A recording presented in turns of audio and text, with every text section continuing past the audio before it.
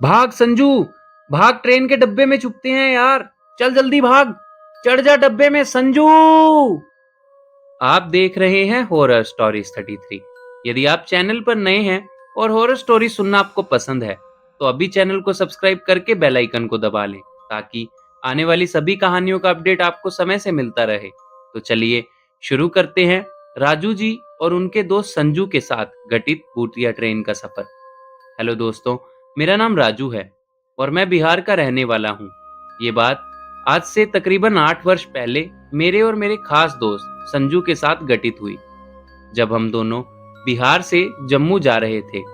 सफर शुरुआत माँ बाप के कदमों को चूमकर हम अपने गांव से निकले और शहर के स्टेशन की ओर चल दिए। समय 11:50 का था। अच्छी ट्रेन थी। क्या यार, जल्दी चल संजू, टाइम देख यार, 11:20 हो गए। जल्दी निकल सकता था क्या घर से? मैंने संजू से गुस्से होते हुए कहा। दरअसल हम दोनों घूमने के लिए वहां जा रहे थे, मगर स्टेशन पर पहुंचने में हमें लगभग 40 मिनट लगने वाले थे और ट्रेन किसी भी हाल में पकड़ना मुश्किल ही नहीं नामुमकिन था। और हुआ भी कुछ वैसा ही। हम जैसे स्टेशन पहुंचे तब तक हमें लगभग 12 बज चुके थे और अंदर आते आते हमें पता चला कि ट्रेन स्टेशन से रवाना हो चुकी है, जो देखकर हम दोनों मायूस हो गए। दरअसल हम दोनों घूमने के लिए जम्मू जा रहे थे और ट्रेन छूटने की वजह से हमें बहुत दुख हुआ और दुखी मन से स्टेशन पर ही एक बेंच पर बैठ गए। तभी हमारे पास वाले बेंच से एक आवाज आई, बेटा, आधे घंटे बाद अगले स्टेशन से जाने वाली ट्रेन में चले जाना। मैंने उस ओर पलट कर देखा तो पाया चद्दर तान कर कोई लेटा है। बस उसका हाथ बाहर था, जो बिल्कुल जला हुआ था। मुझे लगा कोई भिखारी होगा या रेलवे का कोई कर्मचारी जो आराम फरमा रहा होगा। मैंने संजू की ओर देखते हुए कहा, संजू देख भाई, जाने तो है और ट्रेन अपनी छूट चुकी है। 2 दिन इस ट्रेन का इंतजार करने से तो यार अच्छा है कि हम अगले स्टेशन से ट्रेन पकड़ लें। यार राजू, मैंने कभी इस ट्रेन के बारे में नहीं सुना। हाँ भाई, सुना तो मैंने भी कभी नहीं। और अगला स्टेशन है तो 5 मिनट की ही दूरी पर, लेकिन वो तो सालों से बंद पड़ा है भाई। पर चल छोड़, हमें क्या, हो सकता है चालू हो गया हो वो स्टेशन। ऐसे बातें करते हुए हम उस स्टेशन की ओर चल दिए और लगभग 10 मिनट पैदल चलते चलते हम स्टेशन के करीब पहुंचे। दोस्तों, स्टेशन बिल्कुल सुनसान था और उसका नाम नाड़ा लिखा हुआ था सफेद बोर्ड पर अकेले काले अक्षरों से। बात बहुत गौर करने वाली थी, क्योंकि ना तो हमें कभी इस नाम का स्टेशन सुनना था और ना ही ऐसे रंग का बोर्ड। और उस स्टेशन पर फैला हुआ अंधेरा और सन्नाटा तो माहौल को और ज्यादा डरा रहा था। स्टेशन बिल्कुल खाली था। बस स्टेशन पर एक जगह थी जहां बत्ती जल रही थी। वो स्टेशन मास्टर का कमरा था। हम दोनों दोस्त चलते चलते स्टेशन मास्टर के कमरे पर पहुंचे ताकि हम जानकारी ले सकें आने वाली ट्रेन की। पर अंदर कोई भी नहीं था। उस कमरे, क्या पूरे स्टेशन पर एक भी इंसान, क्या जानवर तक नहीं दिख रहा था। यार संजू, मुझे तो भाई यहाँ कुछ गड़बड़ लग रही है। हाँ भाई, यहाँ से निकलते हैं चल। तभी हमें पीछे से एक ट्रेन की लाइट और हॉर्न सुनाई देने लगा। हमने पीछे घूमकर पुष्टि की तो पक्का हुआ कि ये तो एक ट्रेन का ही है जो इस स्टेशन की ओर आ रही है। हम वापिस सामने की ओर पलटे तो जो हमें देखा वो देखकर तो हम दोनों अपनी जगह पर खड़े थर थर कांपने लगे। हमने देखा अब पूरे स्टेशन पर लोग ही लोग हैं, हर तरफ, और एक कर्मचारी हाथ में दो झंडियां लिए खड़ा हुआ है, एक हरे रंग की, एक सफेद रंग की। ठीक उसी कमरे के बाहर जहां बत्ती जल रही थी। हम दोनों तो एक दूसरे की शक्लों की ओर देखने लगे कि ये हो क्या रहा है।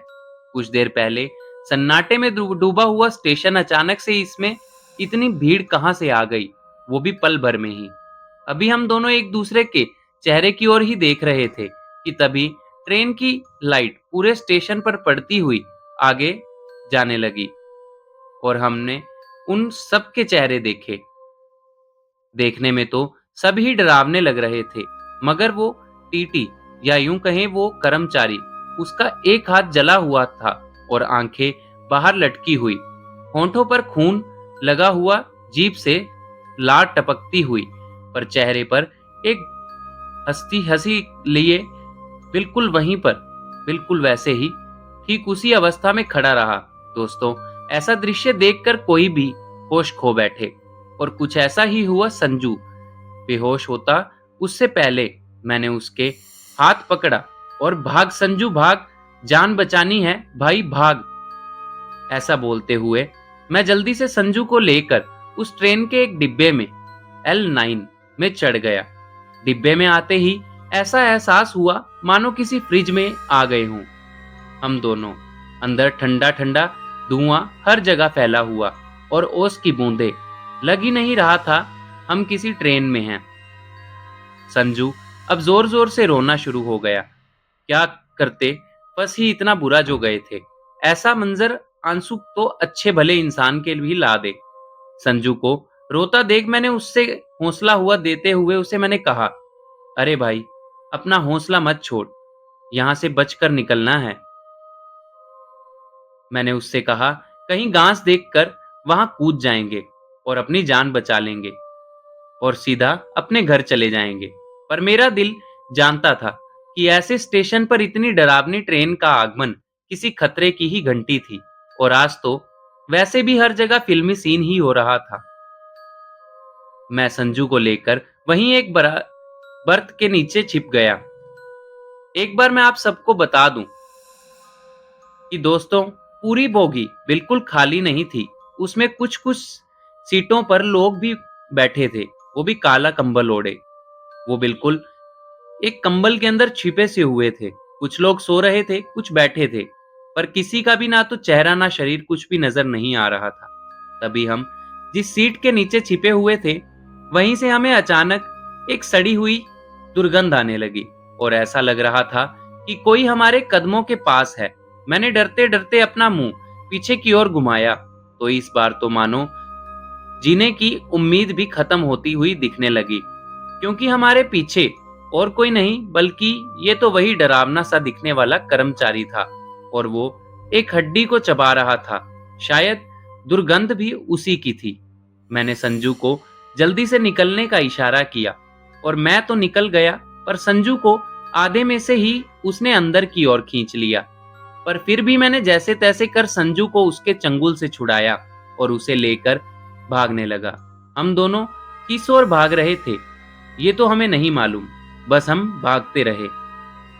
भागते भागते हम स्टेशन पर ही एक आदमी से टकराए, जिसने मेरे हाथ पकड़ लिया। उसकी शक्ल भी औरों जैसी ही बहुत डरावनी सी थी और उसकी हड्डियां ही दिख रही थी, बस उसके मुंह पर चमड़ी थी। उसने हमसे कहा, अगर अपनी जान बचानी है तो तुम्हें इसी ओर सीधा भागना है और पिछले नाले में कूद जाना, जो भी तुम्हें पहला नाला दिखे। बस ध्यान रखना, कितनी ही आवाजें आए या कोई भी अपना क्यों ना बुलाए, तुम बस रुकना मत, भागते जाना। और उसने ये कहकर मेरे हाथ छोड़ दिया। मैंने संजू से कहा, भाई, रुकना नहीं, भागना है, बस समझ ले, आज अपनी जान बचानी है। और हमने उस आदमी के बताए रास्ते पर भागना शुरू किया।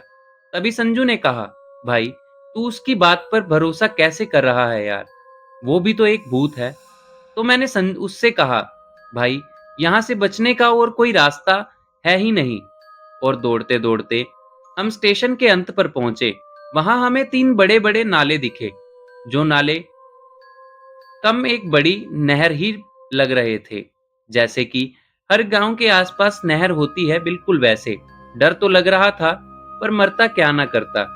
हमने उन तीनों में से पहली नहर में छलांग लगा दी और उसके बाद कुछ नहीं पता क्या हुआ क्या नहीं। पर फिर जब सूरज की पहली किरण मेरी आंखों पर पड़ी तो मेरी नींद खुली, मानो एक सपना सा चल रहा हो। मेरा दोस्त संजू बिल्कुल मेरे पास ही गिरा पड़ा था। मैंने संजू को उठाया तो हमने पाया कि हम जहां से सब शुरू हुआ था, हम ठीक उसी स्टेशन के बाहर लेटे हुए हैं, एक घर झाड़ियों के पास। संजू को कुछ भी याद नहीं था बीती रात का, मगर मुझे सब कुछ याद था। पर किसी को भी मेरी बात पर कोई विश्वास नहीं हुआ। दोस्तों, आपको क्या लगता है उस रात संजू और राजू जी के साथ आखिर हुआ ही क्या? हमें कमेंट में ज़रूर बताएं और देखते रहें हॉरर स्टोरीज 33।